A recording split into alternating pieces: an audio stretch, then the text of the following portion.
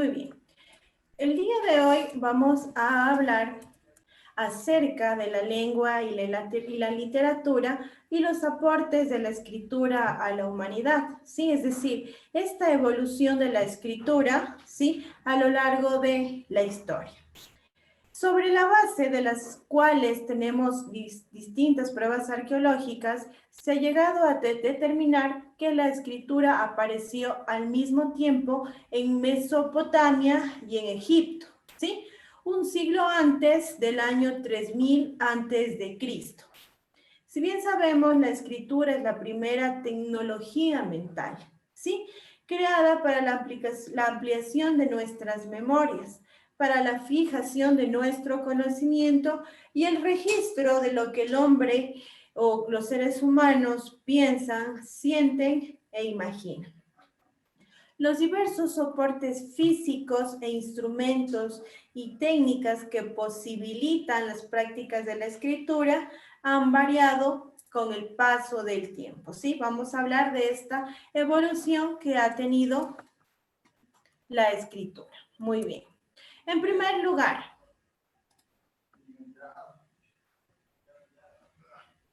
ya Marlo, no te preocupes. Muy bien.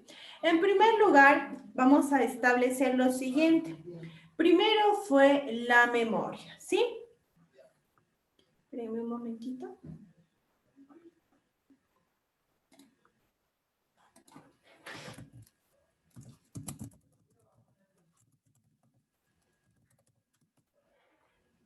Ya. Primero fue la memoria. ¿Qué quiere decir esto? Que el primer reto, hablando de hace muchísimos años, ¿no es cierto?, atrás, el primer reto que debió enfrentar el ser humano fue el hecho de poder sobrevivir, ¿no es cierto? No estaba rodeado de los medios necesarios para poderlo hacer, pero sin embargo, este fue el reto que debió enfrentar el ser humano, para lo cual la convivencia en grupos fue una opción, ¿sí? Esto implicó desarrollar diversas formas de comunicación entre los miembros del grupo. La convivencia en grupos estableció el hecho de que los hombres desarrollaran diversas formas de comunicación, ¿sí? En este periodo, el primer periodo, vamos a hablar del periodo neolítico, ¿sí? En este periodo convivieron los cromañones y los neandertales, ¿sí? Ambos comenzaron a imitar el sonido del agua, de los animales, del viento, entre otros. La convivencia entre los cromañones y los neandertales posibilitó este hecho, el que puedan imitar de una u otra manera los sonidos de la naturaleza. Estas experiencias desarrollaron progresivamente las capacidades cerebrales y las capacidades físicas, que en este caso permitieron a los cromañones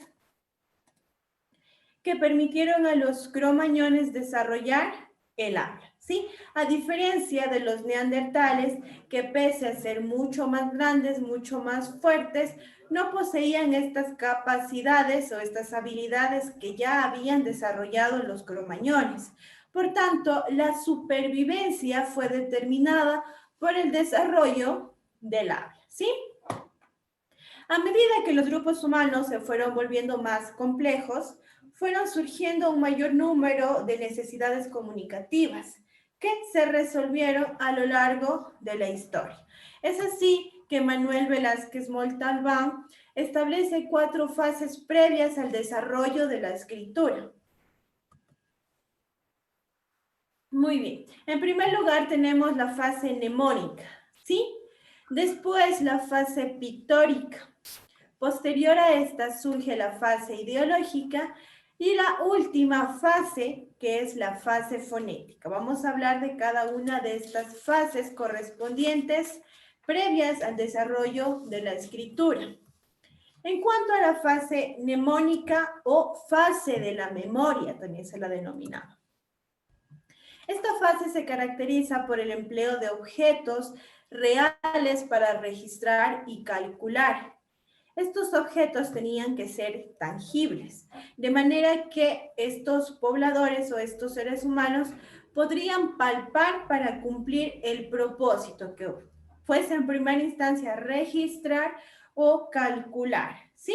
Se considera que uno de los primeros inventos más representativos es el quipus, ¿sí? El quipus era, así como ustedes lo pueden ver en la imagen, ¿sí?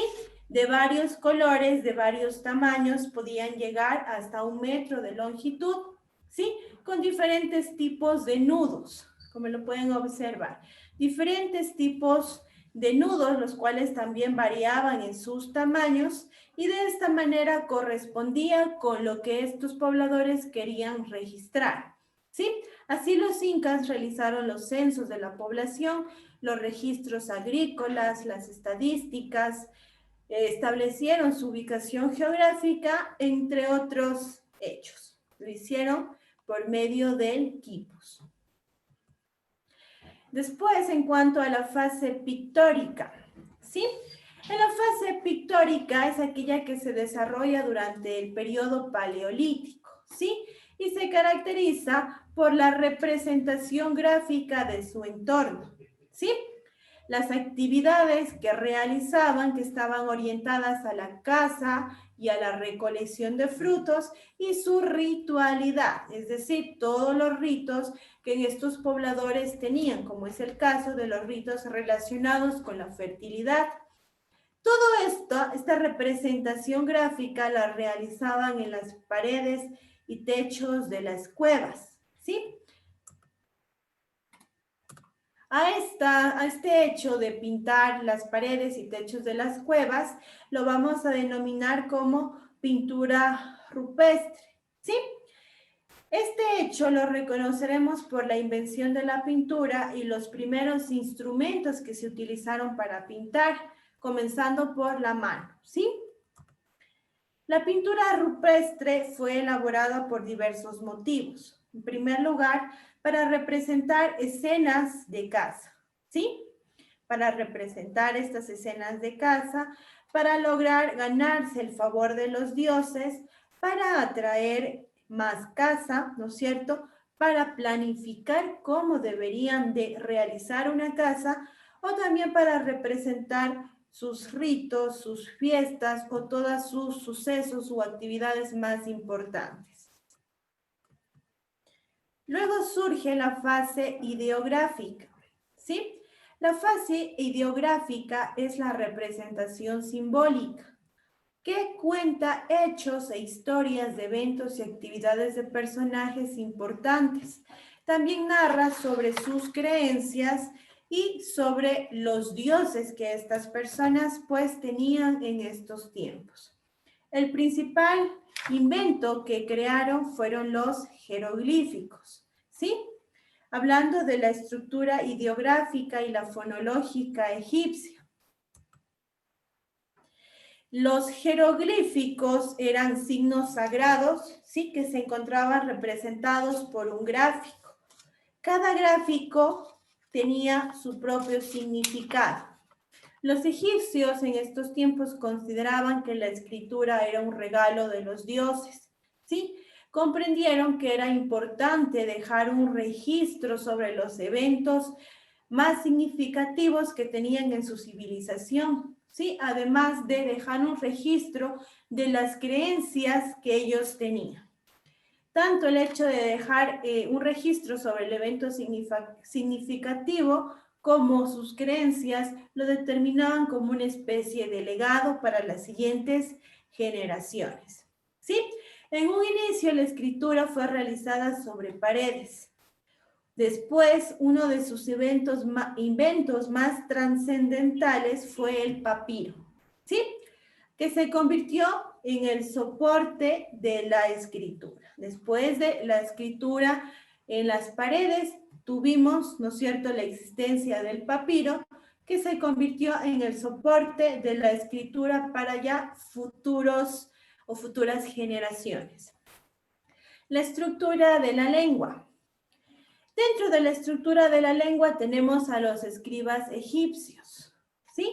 En el antiguo Egipto, los escribas tuvieron mucha importancia y relevancia en la sociedad, ¿sí? En medida que las necesidades de la vida diaria y de las demandas del Estado, ¿no es cierto?, a los que ellos pertenecían, estas necesidades crecían, ¿no es cierto? A medida que la población aumentaba, era obvio que las necesidades iban a aumentar, ¿sí? Así que eleva la figura del escriba. ¿Qué era el escriba? Este era el encargado de transmitir las órdenes, de anotar y controlar las actividades económicas del Estado faraónico, ¿sí? También anotaban, es decir, escribían todo lo relacionado con el rito funerario. Uno de estos ejemplos es el libro de los muertos que estos egipcios manejaban, ¿sí? Es uno de los mayores ejemplos de la labor que realizaban estos escribas en esta época, ¿sí? Este libro ya ayudaba a los vivos a pasar al mundo de los muertos sin ninguna dificultad. Muy bien, la siguiente fase es la fase fonética. La fase fonética consiste en lo siguiente: en la conversión de los fonemas sonoros en signos que permitieron el desarrollo del alfabeto, ¿sí? Aquí surge la escritura cuneiforme, ¿sí? La que precede al alfabeto. Se desarrolla entre los años 3000 a.C. y el 650 a.C. En la primera forma, que es la escritura cuneiforme, como una primera forma de expresión escrita conocida, ¿sí? Consistía en un sistema como especies de pictogramas, ¿sí?, que representaban cada una un objeto, un animal o una parte del cuerpo, ¿sí? Más tarde daría paso a la creación de ideas, ¿no es cierto?, de palabras o de sílabas. La escritura alfabética, después de la escritura cuneiforme, surge en el año 2000 a.C., entre el Mediterráneo y el Golfo Pérsico. Los símbolos desarrollados en los jeroglíficos, ¿sí?, pasaron a usarse para representar sonidos. Así nace la escritura fonética y finalmente se convierte en letras. Recuerden que cada uno de estos símbolos o de estos signos que se utilizaban en la escritura cuneiforme posteriormente se transformaron en una palabra, en una idea o una sílaba, ¿sí? Y así da origen a lo que nosotros conocemos como el alfabeto. Muy bien. Dentro de la fase fonética tenemos la existencia también de escribas. Sí, recuerdan que el escriba era aquel encargado de anotar todo lo que sucediese en la sociedad o en el estado, en este caso, hablando de Egipto. Ahora, en este caso, hablamos de los escribas fenicios. Estos utilizaban un sistema de escritura que solo tenía sonidos consonánticos, ¿sí?, y no representaban a las vocales. Esto lo hacían para poder simplificar la escritura, ¿sí? Únicamente teníamos el uso de las consonantes, ¿sí?, y emitían el uso de las vocales para simplificar la escritura. Ya, muy bien. Vamos a ver la otra temática.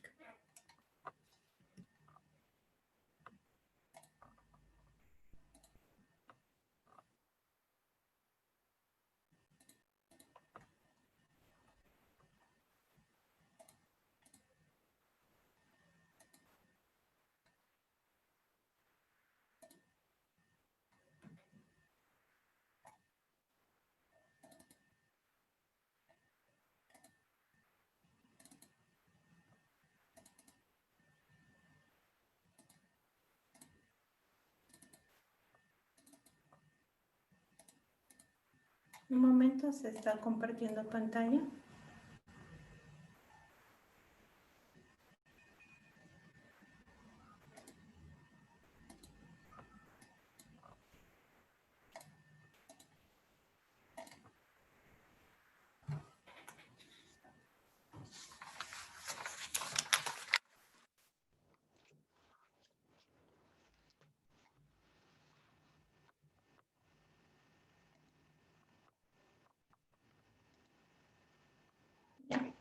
Muy bien. Luego de haber hablado de esta evolución que tenía la escritura, es importante mencionar también las variaciones lingüísticas de la lengua. ¿Sí? Vamos a hablar netamente de los niveles de lenguaje. ¿Sí? Para esto es conveniente poder establecer qué significan ciertos conceptos, como por ejemplo, qué es la lengua y qué es el lenguaje. En primer lugar, el lenguaje es una de las capacidades humanas universales, ¿sí?, que nos sirven para expresar pensamientos y sentimientos a través de los signos, ¿sí? Mientras que la lengua es una forma de comunicación establecida oficialmente en una comunidad con unas condiciones limitadas. ¿Cuáles son estas condiciones? Que tenga una tradición escrita, que tenga una literatura, un número de hablantes y un estatuto institucional. Una lengua puede ser el idioma castellano, ¿sí? O la lengua castellana. Sí, sabemos que la lengua castellana es de uso oficial aquí en nuestro país, Ecuador. ¿Por qué? Porque ya se encuentra ratificado en la Carta Magna, que es la Constitución, como lengua de uso oficial. Por eso es que se la utiliza en cada uno de los campos que regirían pues, la sociedad, como la administración, como la justicia, como los medios de comunicación y en la educación, ¿sí? Muy bien. ¿Qué son los niveles de lenguaje? Los niveles de lenguaje son los registros utilizados para hablar o para escribir, ¿sí? Adecuándose a las circunstancias del emisor. Se pueden utilizar diferentes niveles del habla, como por ejemplo el lenguaje culto o el lenguaje vulgar, dependiendo de cuál, en qué circunstancias se encuentre la persona que quiere decirnos cierta información, ¿sí?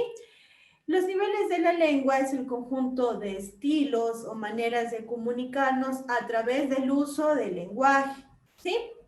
Estos niveles tienen una estrecha relación con la situación comunicacional, ¿no es cierto?, que tenga el hablante o también el escritor.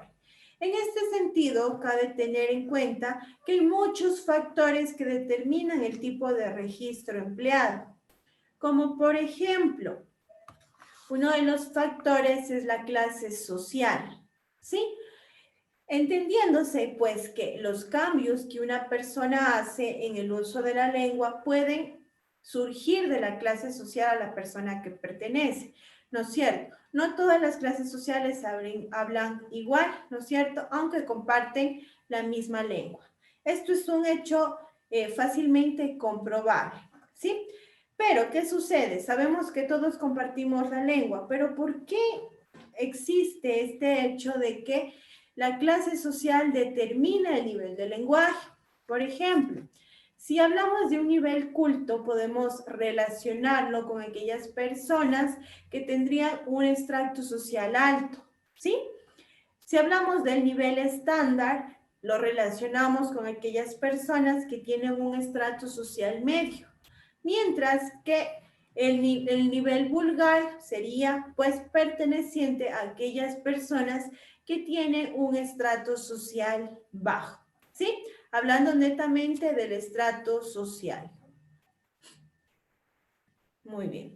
Otros factores que determinan el tipo de registro lingüístico es, por ejemplo, el nivel educativo que tiene la persona que está, ¿no es cierto?, haciendo de emisor o de autor, ¿sí? La educación que recibe el hablante también marca la forma de hablar, ¿sí? Por lo general, un nivel educativo alto se manifiesta un correcto y adecuado uso de la lengua por parte del hablante. Y esto se traduce en una buena elección del registro utilizado, ¿sí?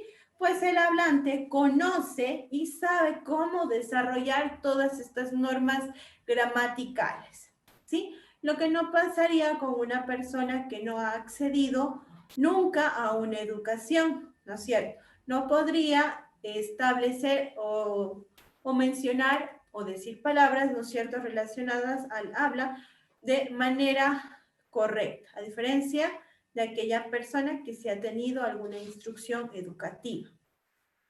Otro de los factores que también influyen es la profesión que tienen las personas, ¿sí?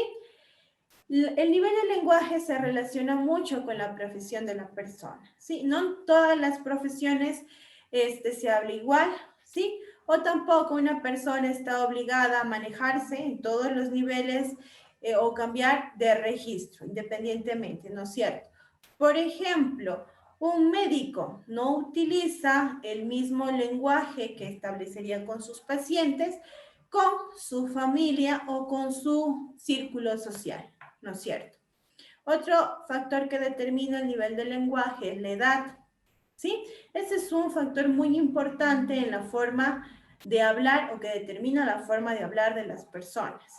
Por norma general, una persona modifica su forma de hablar a lo largo de toda su vida. Por ejemplo, la lengua infantil, ¿no es cierto? Es aquella que es utilizada por los infantes, los menores, los niños. Ellos están recientemente aprendiendo a hablar, ¿sí? Por ende, su léxico y su vocabulario va a ser sumamente escaso, va a ser pobre y van a producirse transgresiones a la norma gramatical. Sin embargo, si ya tenemos luego de la edad infantil, los jóvenes, ¿no es cierto? La lengua de los jóvenes. Esta lengua es, sin embargo, un poco cuidada, hablando del contexto de la formalidad, ¿no es cierto? Pero asimismo tiene un vocabulario limitado y de igual manera algunos errores gramaticales. Posterior, después de la lengua infantil, ¿no es cierto?, de la lengua de los jóvenes, tenemos la lengua de los adultos. La lengua de los adultos es usado, pues, por las personas adultas, ¿sí? Suele ser más formal y se acopla a la situación comunicativa y usa un vocabulario mucho más rico. La clasificación de los niveles de la lengua se dan de la siguiente manera. Primero partimos del nivel subestándar, ¿sí? Que es el nivel más bajo. Se considera como el nivel de lenguaje menos sofisticados y el que precisa de menos conocimientos formales para emplearse, ¿sí? El uso de este nivel incurre en transgresiones a la norma gramatical, así como el uso de jergas gramaticales, así como el uso de modismo. ¿Qué es una jerga gramatical? Es una modalidad lingüística usada por un grupo social, ¿sí? El nivel estándar sigue las normas léxicas, sintácticas y morfológicas del lenguaje, ¿sí? Es decir, el nivel estándar es una forma de cómo sería un lenguaje correcto, ¿sí? Por esto necesita o requiere de un cierto nivel educativo, formativo, para conocer el uso del lenguaje y sus normas. De igual manera, el nivel subestándar, y ese es un nivel mucho más elevado. Este se caracteriza por el uso del lenguaje correcto, ¿sí? Pero que este uso del lenguaje se encuentra restringido a determinados contextos, ¿sí? Es decir, que no se lo puede utilizar en el día a día, como por ejemplo lo es el lenguaje o el nivel del lenguaje científico. Muy bien, dentro del nivel subestándar tenemos algunas subclasificaciones, como lo es el lenguaje vulgar.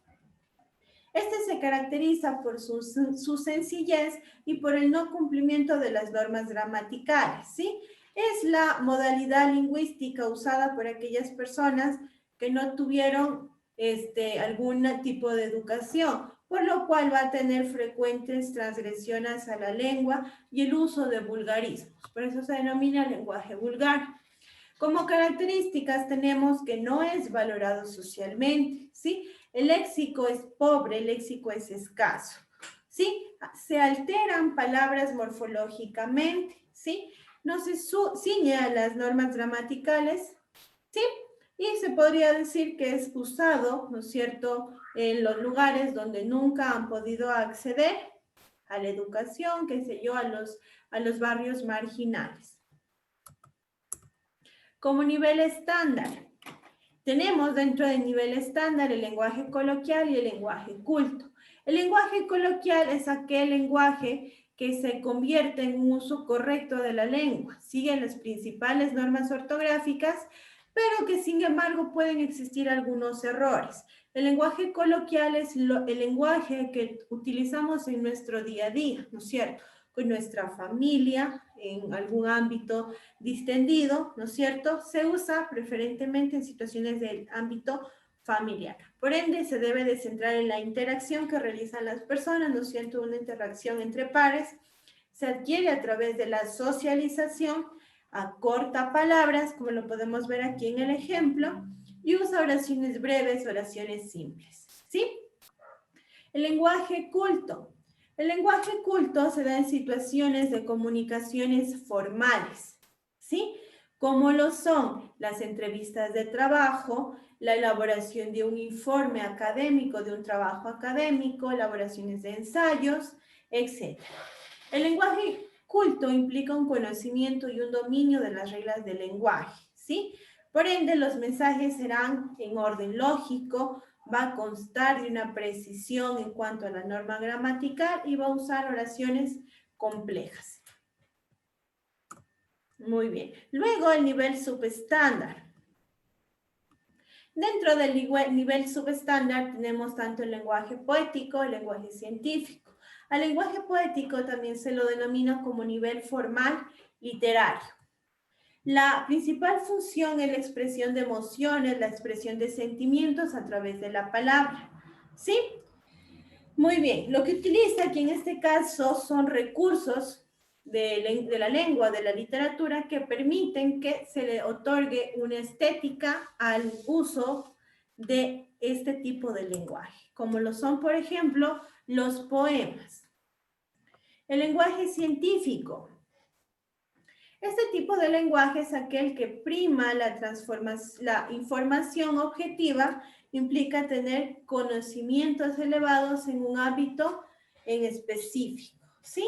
Este es preferible en el campo de las ciencias, ¿sí? O técnico cuando se evidencian tecnicismos. Los tecnicismos son aquellas palabras pertenecientes a una rama determinada, ¿sí? Aquí prima una información clara, una información ordenada, ¿no es cierto?, sobre una determinada teoría específica. Como por ejemplo, lo que tenemos aquí en este cuadro inferior.